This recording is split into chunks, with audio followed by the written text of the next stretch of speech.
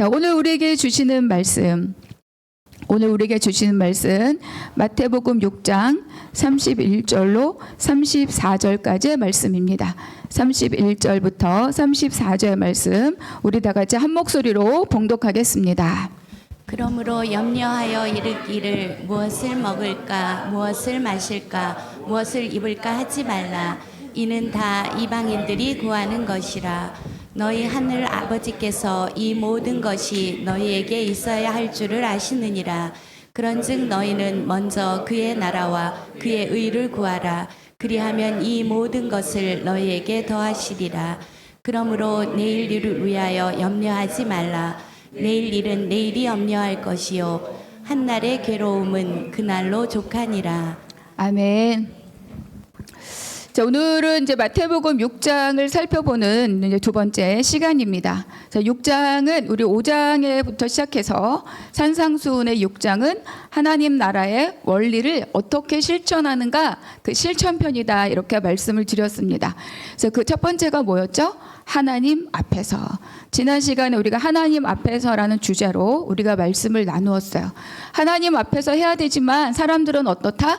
사람 앞에서 살고자 한다. 그렇죠? 그러니까 사람에게 명예를 얻고 사람에게 보이려 하고 사람에게 영광을 얻으려 하고 그래서 다른 목적 그리고 다른 마음의 동기로 행하는 모든 경건의 모양은 우리가 뭐라고 하죠? 외식이다. 이렇게 말씀을 드렸습니다. 이것은 사람에게 얻는 인정으로 그리고 자기 만족을 얻고 사람에게 얻는 유익으로 영광으로 자기 유익을 얻고자 하는 그런 삶, 그런 마음의 태도들을 말합니다. 그래서 우리가 어떻게 살아야 되는가? 다시 한번 하나님 앞에서 살아야 된다.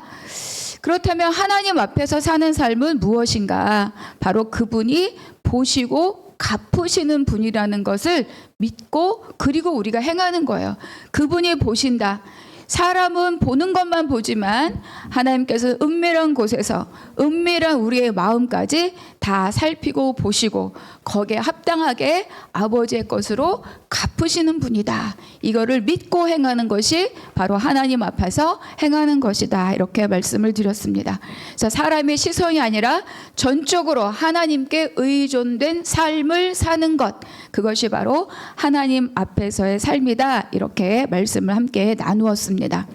그래서 이제 앞에서 나누었던 이 세 가지 구제, 기도, 금식 이 세 가지는 유대인들에게 굉장히 중요한 경건의 세 가지 모양입니다. 그런데 이 세 가지 말씀이 딱 끝나고 난 다음에 보물에 대한 말씀이 나오고 있죠. 보물, 다시 말하면 재물에 대해서 주님이 말씀하고 계시다. 그리고 이 재물에 대해서 쭉 말씀하시다가 마지막에 무엇에 대한 이야기가 나오냐 하면 염려에 대해서 말씀하고 있습니다. 그러니까 뭐냐? 하나님 나라의 새 질서 안에서 하나님 나라의 백성으로 살고자 할 때 바로 이 염려라고 하는 것이 굉장히 중요한 문제로 다루어져야 된다는 것을 우리에게 말씀하고 있는 거죠. 자, 그래서 이제 재물이 뭐냐? 재물에 대해서 주님은 무엇이라고 말씀하시는가? 우리가 19절 같이 한번 다 같이 읽겠습니다. 시작. 너희를 위하여 보물을 땅에 쌓아두지 말라. 거기는 좀과 동록이 해하며 도둑이 구멍을 뚫고 도둑질 하느니라. 이제 여러분 탈무드라고 아시죠? 탈무드가 사실은 굉장히 방대한 책인데 어린이 탈무드, 무슨 탈무드, 마치 동화책처럼 이렇게 이제 아주 짧게 요약되어서 나온 책들이 시중에 많이 있는데 뭐 그것도 뭐 읽어보시는 건 좋을 것 같아요. 이 탈무드라는 책의 몬바즈라고 하는 왕의 이야기가 기록되어 있습니다. 아주 짧은 내용으로 제가 축약해서 한번 읽어드릴게요. 그는 이제 몬바즈 왕을 말합니다. 그는 자신이 모으고 또 자신의 선대가 모은 보물들을 가난한 자들 위하여 다 써버렸다. 그러자 그의 모든 친척과 모든 가족들이 찾아와서는 이렇게 외쳤다. 왕이시여, 선왕은 그 선대에 모아놓은 보물에 또 보물을 모아 축적을 하였는데 당신은 선왕이 모은 그 모든 보물과 당신이 모은 보물과 재산을 가난한 사람들에게 줘버렸습니다. 그러자 몬바즈 왕은 이렇게 대답했다. 나의 선조들은 그 보물을 아래에 쌓아두었지만 나는 그 보물을 위에 쌓아두었다. 나의 선조들은 그것을 땅에 쌓아두었지만 나는 그것을 하늘에 쌓아두었다. 나의 선조들은 열매를 못 맺는 보물들을 모았지만 나는 열매를 맺을 수 있는 보물들을 모았다. 또한 선조들은 사람의 손이 닿을 수 있는 곳에 보물을 쌓아두었지만 나는 사람의 손이 닿을 수 없는 곳에 보물을 쌓아두었다. 나의 선조들이 모은 것은 재물이지만 내가 모은 것은 사람들의 영혼이다. 나의 선조들은 이 세상을 위하여 보물을 모았지만 나는 오는 세상을 위하여 보물들을 저장해 놓았다. 예수님이 이 보물에 대해서 하시고자 하는 말씀의 가장 핵심을 이제 이 탈무드에서 가르쳐 주고 있습니다. 결국 가난한 자들에게 다 나누어 줬는데 주변 사람들은 나와서 잘하셨습니다가 아니라 뭐예요? 왜 나누어 주었냐? 이렇게 이야기하는 거죠. 그러니까 어떠한 사람의 부류는 보물을 축적하는 것에 목적이 있고 어떤 사람들은 그 보물을 가난한 자들에게 나누어 주기 위해서 보물을 갖고 모으고 있다는 이 양쪽의 대척점에 있는 두 종류의 사람을 이 짧은 이야기 속에서 우리에게 보여주고 있습니다. 그러니까 유대인의 3대 경건이라고 하는 구제, 기도, 금식, 이 뒤에 이어서 왜 주님은 보물에 대한 이야기를 우리에게 말씀하고 계신가? 그러니까 유대인의 율법에 약자를 돌보는 것, 가난한 자를 돌보는 것, 그것을 다 이제 가난한 자라고 말하죠. 약자, 뭐 고아와 과부와 객 다 포함해서 가난한 자, 이들을 구제하는 것은 의의 실현입니다. 실현, 행동적인 실천. 그것으로 하나님의 의가 드러나고 의라고 보여지는 외적인 표현이 바로 이 구제입니다. 그런데 그래서 사실은 사람에게 보이려고 막 나팔 불듯이 시장 어귀에 사람들이 많은 데서 막 성전 앞에서 이렇게 막 구제를 하는 거잖아요. 그런데 아주 큰 모순이 있는데 실제로 가난한 자들을 위한 법이라고 하는 그런 유대인의 법이 있어요. 이 법에 따르면 어떤 것이 있냐면 가난한 자들을 위해서 할 수 있는 것 중에 첫 번째는 직접 가서 몸으로 돕는 게 1번. 두 번째가 뭐냐면 재물로 도와주는 게 두 번째. 그런데 이 재물을 도와줄 때 어떤 원칙이 있느냐? 자기 재산의 5분의 1까지는 도와줄 수 있지만 5분의 1 이상을 넘어서 도와주는 것은 안 된다. 왜냐하면 너까지 가난해질 수 있기 때문이다. 이런 법이 있는 거예요. 굉장히 합리적인 것 같지만 여기에는 굉장한 아주 미묘한 모순이 있는 거죠. 그러니까 사실은 율법을 완전하게 마음을 다해서 하나님 앞에 실천하고 싶지 않은 사람들에게 합법적인 율법으로부터 합법적으로 일탈할 수 있는 법적 근거를 이 법이 어때요? 제공해주고 있다는 거예요. 내 재산의 5분의 1을 넘기면 안 돼. 그러니까 너끈히 줄 수 있는데도 어때요? 안 주고. 안 주는 것을 법적으로 보장해 주는 거죠. 그러니까 이런 법들이 유대인이 갖고 있는 실천적인 법이었다는 거예요. 그러니까 이것에 대해서도 아주 유사한 이야기가 있는데 마가복음 7장에 있는 고르반에 대한 이야기입니다. 마가복음 7장 11절 같이 읽겠습니다. 시작. 너희는 이르되 내가 드려 유혹하게 할 것이 고르반 곧 하나님께 드림이 되었다고 하기만 하면 그만이라 하고. 제가 예전에 이제 그 예물의 두 가지 성격을 말씀드렸는데 그 중에 하나가 이 고르반이에요. 이 고르반은 고물이 아니라 고르반은 바쳐진 성물 또는 바쳐진 돈, 그러니까 구별돼서 하나님께 바쳐진 것을 이 고르반이라고 합니다. 그래서 이렇게 성별된 것은 그것이 무엇이든 그것이 얼마이든 절대로 하나님 이외의 다른 목적에 사용할 수 없도록 했어요. 그래서 부모를 공경하거나 또는 형제를 돕거나 하는 그 일에 마땅하게 부모를 공경하라 했기 때문에 해야 되는데 그것을 하고 싶지 않을 때 고르반 이렇게 해버리는 거예요. 그런데 더 놀라운 것은 뭐냐면 고르반이라고 하나님께 성별 드렸으면 그거는 바쳐진 사람한테도 권한이 없어야 되는데 바쳐진 사람한테는 이 성물을 처리할 권한을 남겨두었다는 거지. 그러니까 부모에 대한 공경을 하지 않을 수 있는, 형제와 이웃을 돌보지 않을 수 있는 회피의 목적으로 이 고르반이 또 어때요? 악용되었다는 거예요. 그러니까 모양은 굉장히 많이 있지만 사람들이 진정한 마음으로 실현하고 하나님 앞에서 그것을 실천하는 경우가 거의 없었다는 거죠.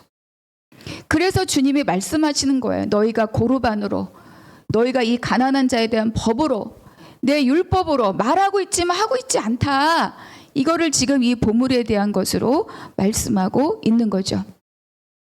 그래서 이러한 형태에 대해서 예수님은 무엇이라고 말씀하고 있는가? 21절부터 23절 다 같이 한번 읽어보겠습니다. 시작. 내 보물이 있는 그곳에는 내 마음도 있느니라. 눈은 몸의 등불이니 그러므로 내 눈이 성하면 온 몸이 밝을 것이요 눈이 나쁘면 온 몸이 어두울 것이니 그러므로 내게 있는 빛이 어두우면 그 어두움이 얼마나 더하겠느냐. 우리가 사람을 볼 때 그 사람이 어떤 사람인지 알아볼 수 있는 굉장히 빠른 방법이 있어요. 그 뭘까요? 돈을 어떻게 쓰느냐를 보면 그 사람의 중심을 알 수 있습니다. 두 번째, 시간을 어떻게 쓰느냐를 보면 뭐예요? 그 사람 알 수 있어요. 아무도 없는 곳에서 내가 무엇을 하고 있느냐, 아무도 보지 않는 곳 내가 돈을 어떻게 쓰고 있느냐, 그게 그 사람의 인격과 가치관을 보여주는 거죠. 돈 쓰는 곳, 시간 쓰는 곳에 그 사람의 관심이 있고 그 사람의 마음이 있다. 그러니까 보물이 있는 곳에 네 마음이 있다는 거는 마음의 중심에 뭐가 있다는 거야? 보물, 재물, 그런 게 있다는 거죠.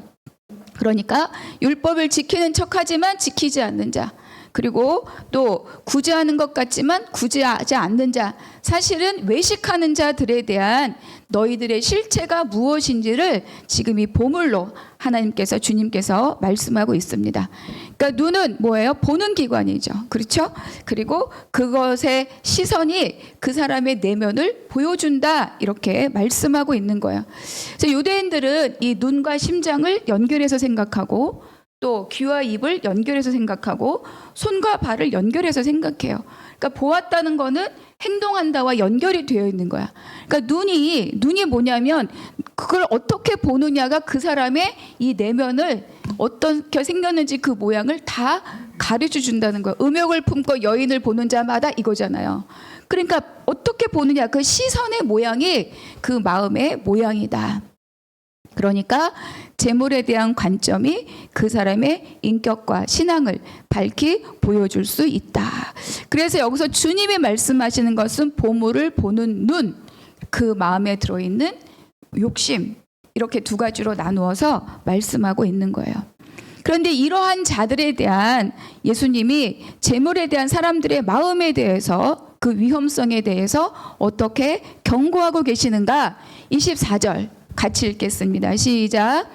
한 사람이 두 주인을 섬기지 못할 것이니 혹 이를 미워하고 저를 사랑하거나 혹 이를 중히 여기고 저를 경히 여김이라. 너희가 하나님과 재물을 겸하여 섬기지 못하느니라. 제가 영어 번역본 읽지 않겠습니다. 근데 제가 저걸 띄워놓은 이유가 있어요. 첫 줄에 뭐라고 나와있죠? 슬레이브가 있고 마지막에 뭐가 있어요? 서브가 있어요. 그러니까 사람의 마음속에 들어있는 이 재물에 대한 생각이 하나님과 동등한 위치에 놓여질 수 있다. 그거를 우리에게 말씀해 주고 있는 거죠. 그러니까 섬기다라고 단어, 앞에도 섬김, 뒤에도 섬김, 섬기다라는 단어로 우리는 번역되었지만 앞에 있는 섬기다는 뭐야? 둘러스, 종이라는 단어와 연결되어서 종처럼 예속되어 있다, 노예처럼 예속되어 있다, 이런 뜻이에요. 그러니까 돈에 예속된다, 또는 하나님께 예속된다, 이거인데, 자, 또 하나 재물이란 단어의 원뜻은 믿다입니다. 믿다. 그리고 신뢰하다. 그래서 재물이란 단어는 신뢰하는 자라는 어근이 같은 단어를 쓰고 있어요. 그러니까 뭐냐, 사람들은 아주 오래전부터 이 재물에 대한 의존도, 재물에 대한 생각이 정말 하나님을 신뢰하는 것처럼 계속 그것에 대해서 추구하고 그것을 신뢰하고 그것에 의존하고 그것에 대한 삶을 살아왔다. 그러니까 그것이 꾸준하게 인간의 마음이 그것을 향하여 가고 있었다. 하나님을 향하여 가라고 하는 그것만큼 어디를 향해서 가고 있었다? 재물을 향하여 가고 있었다는 것을 이 말씀 속에서 가르쳐주고 있는 거예요. 그러니까 재물이 충분히 사람의 주인 노릇을 할 수 있다. 바꿔 말하면 사람이 언제든지 재물의 종 노릇을 할 수 있다. 이렇게 말씀하고 있는 거죠. 그러나 마지막 절에 있는 것처럼 한 종이 두 주인의 종이 될 수 없는 것처럼, 그리고 한 사람이 두 신에게 예배할 수 없는 것처럼, 그래서 하나님과 재물에게 다 serve, 예배할 수 없다. 이렇게 결론을 내리고 있는 겁니다. 요즘도 그때나 지금이나 물질 만능주의, 만모니즘 다 우리가 알고 있는 것 아닙니까? 일단 돈이 많고 재물이 많으면 이 땅에서 쉽게 편하게 누릴 수 있는 것들이 많다는 것은 사실입니다. 그렇다고 주님이 돈 벌지 말라, 돈 갖지 말라, 돈을 다 없애라 이런 뜻이 아니에요. 거기에 대한 나의 가치를 어떻게 두고 있느냐를 말씀하고 있는 거죠. 돈은 필요합니다. 그렇지 않습니까? 아이들 학교도 보내야 되고 먹을 것도 사야 되고 일본 가려면 비행기 티켓 내야 되고 다 돈이에요. 돈이 없이 할 수 있는 건 없어요. 단 돈의 가치를 내가 어디에 두고 있느냐. 아까 우리 몸바지 왕처럼 영혼을 살려고 그 돈을 모아서 쓰느냐, 축적하려고 그 돈을 계속 모으고 있느냐를 지금 물어보시는 거죠. 우선순위를 어디에 두고 있느냐. 그런데 또 생각해 보면 당시 유대인들은 독립적이지 못했잖아요. 그러니까 로마의 지배 아래 있었고, 또 종교적으로나 정치적으로나 경제적으로나 굉장히 불안정한 형태에 살고 있었습니다. 세리를 통해서 과한 세금을 징수당했고, 노동력도 착취당했고, 빈부격차가 심하고 그렇겠죠. 로마와 결탁한 사람 나날이 부가 쌓이고, 그러지 않은 사람들 계속 수탈을 당하니까, 우리가 일제시대 때 그랬던 것처럼. 그렇기 때문에 그들은 먹고 사는 문제, 생존에 관한 문제가 갈급할 수밖에 없었던 시절이라는 거예요. 그러니까 재물에 대한 갈증이 얼마나 컸을까, 얼마나 절실했을까. 저는 이분들의 마음이 너무 이해가 돼요. 그 재물에 대한 그 절실함. 저도 너무 돈 좀 있었으면 좋겠다라고 생각했던 시절이 오래도록 있었거든요. 그런데 그런 상황을 뻔히 아시는 주님이 무엇이라고 말씀하시는가? 25절에 있는 말씀 다 같이 읽어보겠습니다. 시작. 그러므로 내가 너희에게 이르노니 목숨을 위하여 무엇을 먹을까, 무엇을 마실까, 몸을 위하여 무엇을 입을까 염려하지 말라. 목숨이 음식보다 중하지 아니하며 몸이 의복보다 중하지 아니하냐. 한마디로 말하면 먹고 살 거 걱정하지 말아라. 이렇게 주님이 지금 말씀하는 거예요. 생존을 위해서 먹고 사는 일은 아주 기본적인 일입니다. 그리고 이 말씀 앞에 지금 예수님이 말씀하는 이 산 위에까지 쫓아와서 말씀을 듣고는 있는 이 모든 사람들은 다 지금 먹고 사는 게 굉장히 절실한 사람들이죠. 그런데 이런 사람들에 대해서 염려하지 말라 이렇게 말씀하셔요. 근데 이 원어적인 의미는 뭐냐면 당장 그만둬 이런 뜻이에요. 염려하지 마, 잘 될 거, 이게 아니라 당장 그만둬, 이런 굉장히 단호한 명령어를 쓰고 있다는 거예요. 그 염려라는 단어의 원어의 뜻은 조각조각 나뉘다예요. 조각조각 나뉘다, 분열되다, 이런 의미를 갖고 있습니다. 결과적으로 재물에 관심을 두고 이 재물의 마음을 빼앗기는 사람은, 그리고 그 마음이 그렇게 빼앗기는 사람은 하나님으로부터 어때요? 분열되고, 그리고 생각이 많이 나뉘고, 그리고 염려로 가득하게 된다고 말씀하시는 거예요. 그래서 결과적으로 염려는 뭐냐? 염려는 하나님과 분리된 상태이고, 염려는 곧 불신의 태도라고 말씀하고 있습니다. 그래서 염려하면 키나 한 자나 더 크게 될 수 있냐 이렇게 이제 주님 말씀하시잖아요. 염려해서 키 클 수 있다면 아니 염려해서 키 클 수 있다. 저 좀 해보 수연아. 그래도 안 할 거야. 왜냐 하나님과 분리되어 떨어져 나가는 거기 때문에 의미는 없지만 그만큼 염려가 뭐예요? 아무런 유익이 없다는 거야. 아무것도 해결해 주지 못하는 게 뭐다? 염려다. 염려는 무익하다. 근데 그 뒤따라오는 말씀이 너무 놀랍습니다. 31절과 32절의 말씀을 반복되는 말씀인데 한 번 더 읽겠습니다. 시작. 그러므로 염려하여 이르기를 무엇을 먹을까, 무엇을 마실까, 무엇을 입을까 하지 말라. 이는 다 이방인들이 구하는 것이라 너희 하늘 아버지께서 이 모든 것이 너희에게 있어야 할 줄을 아시느니라. 제가 가끔 이제 제 얘기를 많이는 아니고 가끔 드리는데 제가 예전에 성경을 읽을 때 뭐 여기서 열폭하는 몇 가지 구절이 있어요. 도대체 막 이러면서 그 중에 하나가 여기입니다. 무엇을 먹을까? 난 지금 돈이 너무 없는데 내가 오늘 돈 10,000원을 들고 이 돈을 학교 가는 차비로 쓸 거냐, 아니면 내가 호주머니에 그냥 꽂아놓고 내가 며칠을 버틸 거냐, 이렇게 난 이 생존에 관련된 문제, 내가 학교를 오늘 포기할 거냐, 내가 가서 내가 오늘 점심을 포기할 거냐, 그런데 무엇을 먹을까 마실까, 새끼 중에 오늘 내가 한 끼를 먹을까 말까 지금 고민해야 되는데, 이러니까 저는 너무 화가 나는 거예요. 그럼 먹게 해주든지, 그러면 뭘 해결을 해주든지, 또 거기다 뭐라 그래? 이방인들이 구하는 거래. 그럼 나는 뭐지? 예수 믿는 나는 뭐지? 나 그럼 버림받았나? 도대체 뭐지? 막 이런 울화.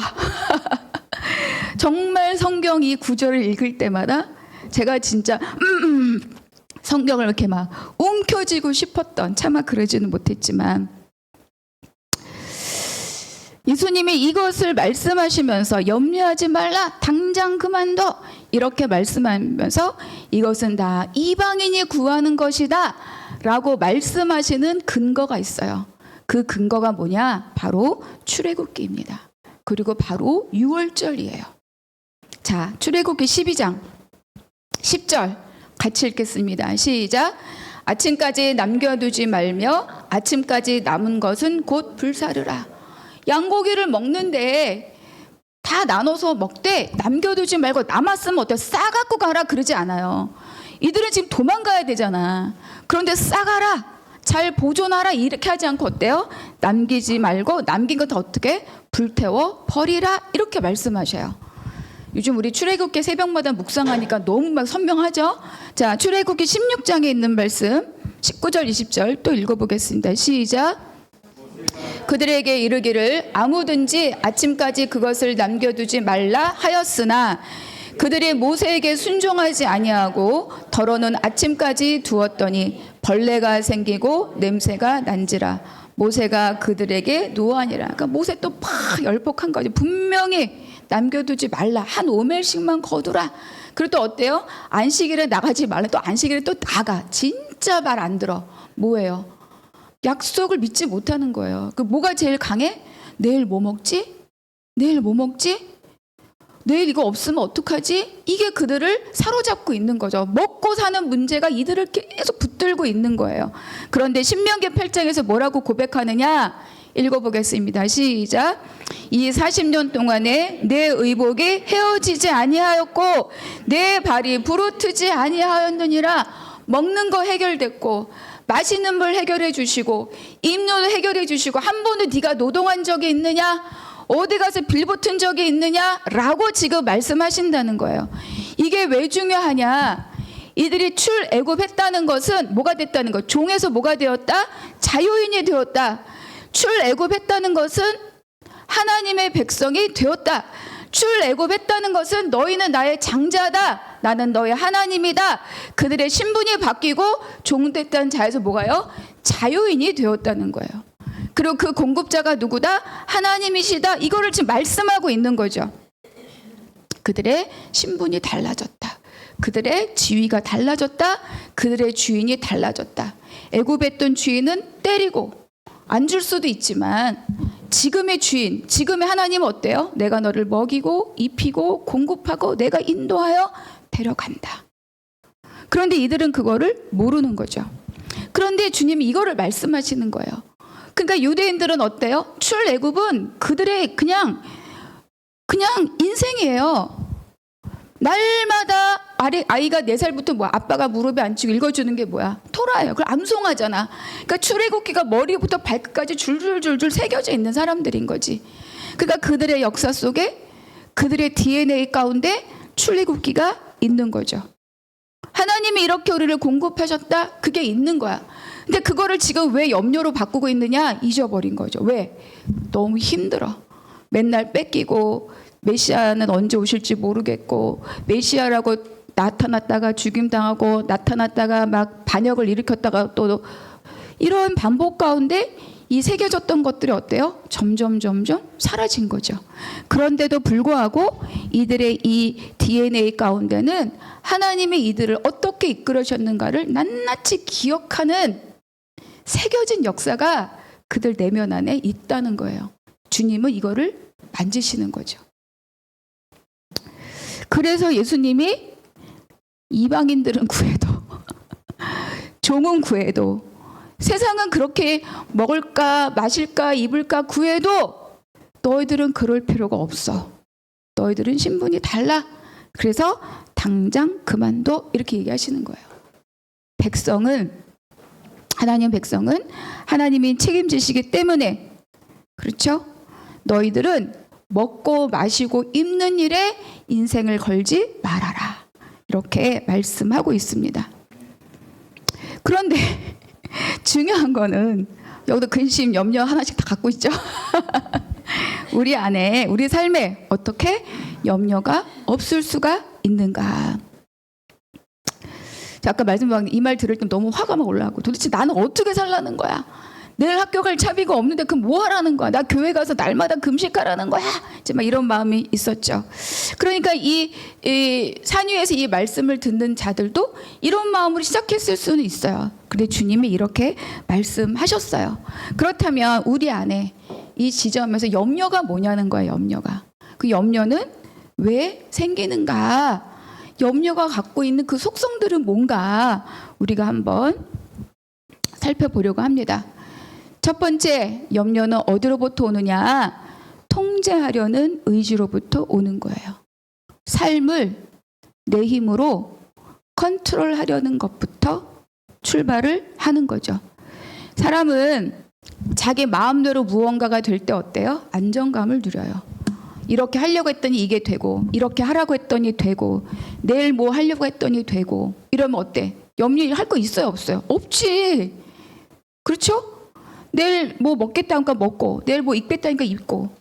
근데 계획했는데 안 되고, 필요한데 없고, 나는 수고했는데 열매가 없고, 그리고 사람들 내 맘대로 안 되고, 내 자식 내 맘대로 안 되고, 나는 건강해서 이걸 해야 되는데 갑자기 병이 오고, 내 인생 내 맘대로 되는 게 있다 없다? 없다는 거예요. 그러니까 계속 뭐야? 이거 안 되면 어떡하지? 나 이거 해야 되는데. 저거 없으면 어떡하지? 나 저거 해야 되는데. 이거 사람들이 안 받아주면 어떡하지? 이래야 하는 이런 것들. 통제하려는 의지가 강력할수록 나에게 뭐는 커진다? 염려가 커진다는 거예요. 그런데 우리 조금 인생 살아보신 분들은 뻔히 아는 것처럼 상황은 나에 의해서 통제되지 않습니다. 그렇죠? 근데 여러분, 갓난 아기를 보면 아기에게 염려가 있어요? 아기는 아무 염려가 없어요. 왜? 아기는 통제하려고 하지 않거든. 아기는 어때요? 맡기는 거예요. 엄마 품만 있으면 돼. 엄마 품만 있으면 거기서 쨍쨍쨍쨍 하면 다 해결이 돼. 아기는 통제하려고 하지 않기 때문에 전폭적인 엄마의 공급, 아빠의 공급 가운데 있어서 그 아이는 어때요? 평안한 거죠. 근데 우리는 계속 내 힘으로 내 삶을 움켜쥐고 상황과 일과 모든 것들을, 관계들을 다 어때? 내가 통제하려고 한다는 거. 거기서부터 뭐가 출발한다? 염려가 시작한다는 거죠. 그래서 우리가 이쯤에서 염려를 다루는 첫 번째가 뭐냐? 내가 통제할 수 없다는 것을 인정하는 거예요. 그리고 내 주도권을 내려놓고 뭐를 인정한다? 하나님의 주권, 하나님의 주도권, 하나님의 통치권을 인정하고 그분 앞에 이걸 어때요? 내어놓는 거죠. 하나님이 끌고 가신다. 하나님의 때 하나님의 것으로 갚으신다. 하나님의 은밀한 중에서 어때요? 보신다. 이게 맡기는 거죠. 두 번째, 생각의 전환입니다. 제가 여러 번 말씀을 드렸는데 마음에도 뭐가 있다? 길이 있다. 그리고 감정에도 뭐가 있다? 습관이 있어요. 상황이 올 때 그 감정으로 출발하면 그 감정의 끝으로 가는 거야. 생각도 마음도 내가 계속 어둠의 길을 타고 가면 그냥 상황이 딱 올 때마다 그냥 마치 고속도로 달리듯 쭉 그 길로 가게 되어 있죠. 그러니까 염려와 근심으로 길들여진 생각은 내가 통제할 수 없다라는 상황이 딱 오자마자 어디로 가는 거야? 염려로 쫙 달려 나아가게 되어 있죠. 근데 염려가 또 뭐냐? 염려가 감정인 것 같지만 염려는 아까 뭐라 그랬죠? 그 단어의 뜻이 하나님과 분리되고 조각 나눠지고 불신의 태도다. 그러니까 염려는 마치 내가 지금 막 마음이 어떤 것 같지만 염려는 감정으로 가지만 결국으로 어디를 간다? 죄를 향해 간다는 거. 어떤 죄? 하나님을 믿지 못하는 죄. 불신의 죄로까지 달려가게 하는 게 뭐다? 염려라는 거예요. 그러니까 이런 상황이 왔을 때 우리는 이것을 멈추기 위해서, 생각을 멈추기 위해서 우리 어떻게 해야 돼요? 건강한 움직임이 있어야 돼요. 제가 예전에 인지치유나 이런 거 뇌 전환, 생각 전환 이런 거 공부할 때 막 뭔가 막 불안하고 막 이럴 때 자리에서 일어나서 커튼만 열어젖혀도, 자리에서 일어나서 커피 한 잔만 내려 마셔도 생각의 이 높이가 확 낮아진다라고 배웠어요. 그러니까 내가 뭔가 여기서 막 차올라와. 근데 거기에 막 계속 생각을 골똘하게 몰고 가. 그럼 끝으로 가는 거야. 끝으로. 죄로. 그런데 그렇게 생각이 올라올 때 건강한 행동, 방에 있다가 거실로 나온다든지 물을 한 잔 마신다든지 커피를 하나 내려 마신다든지 이런 것만으로도 내가 막 몰려가던 생각을 탁 잡을 수 있다는 거야. 그리고 그때 뭐 하면 돼? 그때 주님 앞에 나와서 기도하는 거죠. 그러니까 유대인들이 잊어버렸던, 하나님의 먹이시고 입히시고 공급하시 인도하셨던 광야에서 그 시간이 막 소멸되어 가고 있었지만 이 말씀이 딱 선포되면서 어때요? 생각을 전환하게 해주는 거예요. 그래, 맞다. 하나님이 우리를 다 책임지셨다. 그렇다면 우리는 어떻냐? 우리는 내가 지금 이 자리에 오기까지 20년, 10년은 없네. 30년, 40년, 50년 그 이상 말 안 할게요. 지금까지 우리를 이끌어 오신, 지금까지 나를 고비고비마다 살려오신 그 하나님을 내가 어때요? 기억하는 거죠. 그 삶의 리소스를 기억하고 그것에 대해서 감사하고 그 하나님이 지금 내가 통제할 수 없어서 나를 염려로 몰아갈 것 같은 이 상황에도 어떤다? 개입하고 간섭하시고 이끄시고 인도해 가신다. 이거를 내가 고백하는 겁니다. 그것을 내가 신뢰하는 거죠. 생각을 바꾸는 거죠. 근데 바꿔야지. 여러분 됩니까? 안 돼요. 이거 뭐예요? 내 안에 있는 하나님과 나누었던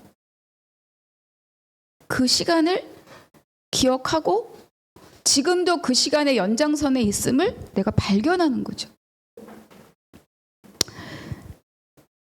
세 번째는 무엇입니까?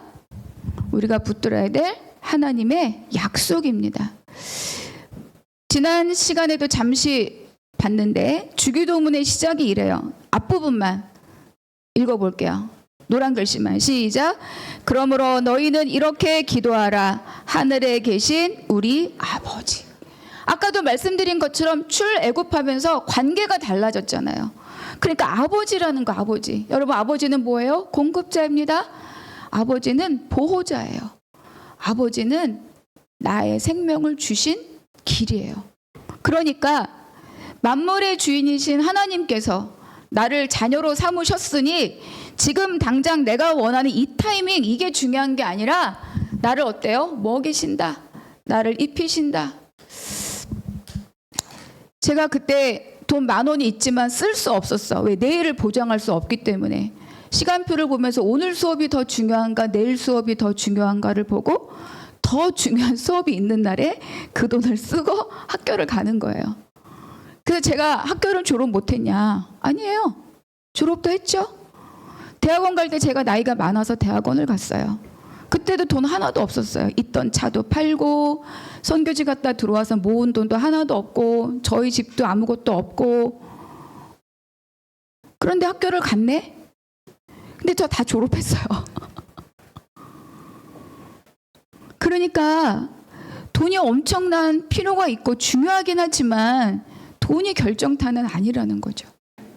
생각해보면 저는 그 이후로 한 번도 제가 굶은 적이 없고 한 번도 내가 차비를 걱정해 본 적이 없어요. 돈을 많이 벌었을 때는 늘 염려가 있었어. 다음 달 어떡하지? 날마다 카드를 돌려막느라고. 돈이 있으나 돈이 없어. 근데 지금은 어때요? 돈이 없는데 돈이 있네? 오늘도 내일도 그거를 기억하는 겁니다. 31절 다시 한번 읽어볼게요. 시작. 이는 다 이방인들이 구하는 것이라. 너희 하늘 아버지께서 이 모든 것이 너희에게 있어야 할 줄을 아시니라. 그렇죠. 아신다는 거예요. 저는 옛날에 모르시는 줄 알았어. 내 호주머니에 10,000원밖에 없어 차비를 걱정하고 있다는 거를 하나님이 모르시는 줄 알았어. 그래서 그렇게 꼴보기 싫었어. 하나님이. 쟤는 돈 주고 나는 왜 안 주느냐. 그건 다루심의 문제이지 공급을 몰라서가 아니다. 베드로전서 5장 7절 한 번 더 찾아서 함께 읽어보겠습니다. 시작. 너희 염려를 다 주께 맡기라. 이는 그가 너희를 돌보심이라. 염려로 할 수 있는 열매가 아무것도 없다는 거예요. 결국 돌보시고 공급하시고 먹이시는 분은 누구다? 하나님이다. 그걸 우리에게 말씀해 주고 있는 거죠. 그래서 우리가 할 일은 하나님이 주신 약속을 붙드는 거죠. 그렇다면 생각해 볼 때 다 맡긴다. 염려하지 말고 다 맡긴다. 그럼 나 가만히 있어도 되나? 이렇게 염려하지 않고 맡긴다는 것이 무책임과 무대책이 아니에요. 염려하지 않는 삶, 염려를 하나님께 맡기고 사는 삶은 그렇다면 어떻게 사는 삶이냐? 내가 할 몫을 내가 하는 거죠. 그게 뭡니까? 나는 오늘 그리고 지금을 어떻게 해요? 성실하게 사는 거예요. 오늘 그리고 지금 오늘을 최선을 다해서 열심히 살고 그리고 그 결과를 내가 통제하려고 하는 것이 아니라 그 결과를 뭐예요? 주님께 온전히 맡겨드릴 때 하나님이 그 일을 마지막 골까지 어때요? 이끌어 가시고 책임지신다. 생각해보면 우리가 염려가 없는 삶이 없어요. 순간순간 우리는 염려가 다 우리를 막 찬바람처럼 샥 끌고 가죠. 그러나 우리가 뭘 할 수 있어요? 염려를 다스릴 수 있다. 말씀드린 것처럼 내가 통제하려는 의지를 버리고 주님 주권에 무릎 꿇고 생각이 악으로 번져가는 것을 잡고 그거를 꺾고 그래서 십자가보다 높아진 모든 것 다 십자가에 다 무릎 꿇리라고 하시잖아요. 그리고 또 하나님의 약속, 하나님의 일하심을 기억하고 감사하는 거죠. 그럴 때 어제를 후회하는 소모, 내일을 염려하는 미련함, 그런 걸 반복하지 않고 믿음의 성장을 우리가 이루어갈 수 있다. 33절과 34절 마지막 절 같이 읽겠습니다. 시작. 그런즉 너희는 먼저 그의 나라와 그의 의를 구하라. 그리하면 이 모든 것을 너희에게 더하시리라. 그러므로 내일 일을 위하여 염려하지 말라. 내일 일은 내일에 염려할 것이요 한날의 괴로움은 그날로 족하니라. 그래서 보니까 우리 삶의 우선순위가 돈이 아니라는 거예요. 우리 삶의 우선순위가 어디에 있느냐? 하나님 나라와 그의 의에 있다. 하나님 나라는 하나님의 통치, 하나님의 다스림이 온전히 실현되는 곳이죠. 그러니까 나의 의지를 버리고 그분의 다스림 가운데 엎드리는 것. 그리고 의는 뭐예요? 그의 의는 예수 그리스도입니다. 그러니까 예수 그리스도, 그분을 뒤따르는, 그분의 삶을 뒤따라가는 바로 그 삶이 바로 그의 의를 이루는 삶이다. 그 중에 하나 유대인들은 그것이 구제로 표현이 되는 거예요. 그래서 마음의 동기를 살피고 하나님 앞에서 행하고 지금 여기를 성실히 사는 것. 그래서 가끔 우리가 구속사를 말할 때 제가 이렇게 말씀드려요. 구속사 뭔지 잘 모르고 구속사를 어떻게 살아야지 모르겠어. 뭐 열심히 봉사하라는 거예요. 뭐 헌금을 많이 하라는 거예요. 그게 아니죠. 구속사는 here and now, 지금 여기를 성실하게 감당하는 것이 구속사다. 어제 그럴 걸 후에는 우리에게 아무런 유익이 없습니다. 내일 어떻게 될까 염려는 우리에게 아무것도 없어요. 다 누구 몫이에요? 하나님 몫이죠. 나는 오늘을 사는 거죠. 유익이 없는 염려에 나를 맡길 필요가 없습니다. 내일은 내 몫이 아니라는 거예요. 내일은 뭐예요? 내일이 염려한대. 그거는 걔 몫이야. 근데 우리는 내일을 살 수 있다 없다? 없죠. 우리는 맨날 오늘만 살아요. 내일은 내 몫이 아니다.